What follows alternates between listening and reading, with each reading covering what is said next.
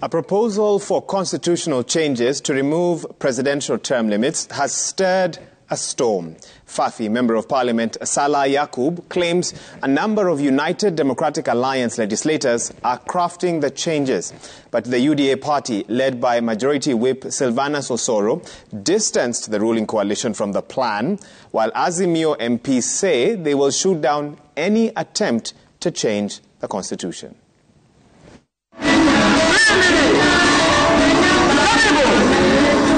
56 days into President William Ruto's term as the country's fifth head of state, a first-time lawmaker has triggered a controversy on how long one can be eligible to contest in the State House race. Fafi Member of Parliament MPSalah Yakub had over the weekend claimed to be crafting a bill to amend the constitution and scrap the two-term presidential limit and instead set the upper ceiling for one to vie for the country's top job at 75 years of age, a position he is defending. The barrage of criticism directed his way from the Kenya Kwanza and Azimio la Umoja sides of the political divide notwithstanding. It's not a party stance. It has nothing to do with the current president. It has nothing to do with the government. It has nothing to do with anybody else other than Kenyans. This is a debate which will have come, which will come, and will continue to come. Article 142 of the Constitution defines the presidential term from the date a winning candidate is sworn in and clearly states that a person shall not hold office for more than 2 terms. Salah proposing in the yet-to-be-tabled constitutional amendment bill to replace 2-term limit with an age limit. It's a debate about the Constitution. And the Constitution, as you know, is not a biblical version of the Bible or the Quran.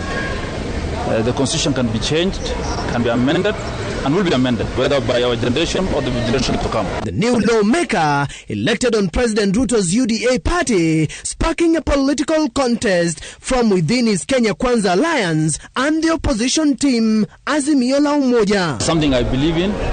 It's something we discussed with quite some number of legislators. I don't want to mention names.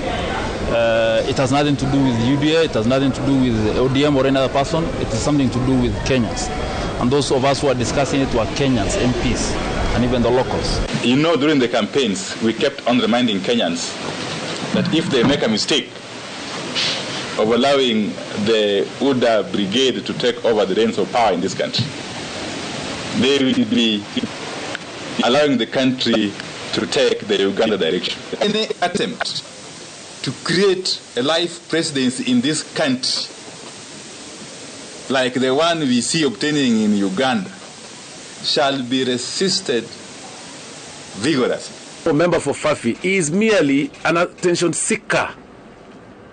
He does not speak for the party. While UDA leadership inside Parliament and beyond has disowned the Fafi lawmaker, the Azimio brigade claims the first-time lawmaker was testing waters on behalf of President Ruto's team. We know ourselves as politicians.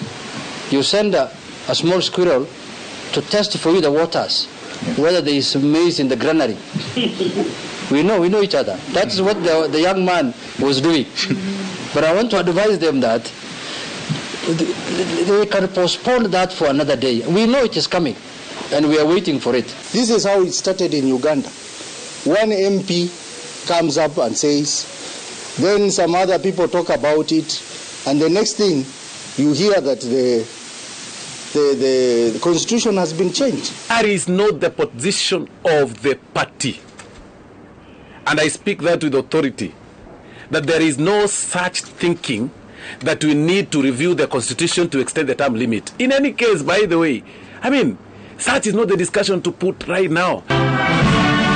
Disowned and criticized, the Fafi MP insists he will push his agenda that will require the support of a majority of the 2 chambers of Parliament and a Kenyan electorate, say, through a referendum. I think we did a mistake during Kibaki time, in that he came in, we given him only 2 terms, and the 2 terms he have done marvelous.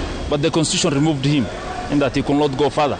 But I believe if you could have given him 1 or 2 terms, again, maybe we could have reached the status of Malaysia or Singapore or any other person. For now, the term limit debate rages on, with all eyes on the Fafi lawmaker to walk the talk in his endeavor to amend the constitution enacted 12 years ago. Stephen Leto, Citizen TV, Nairobi.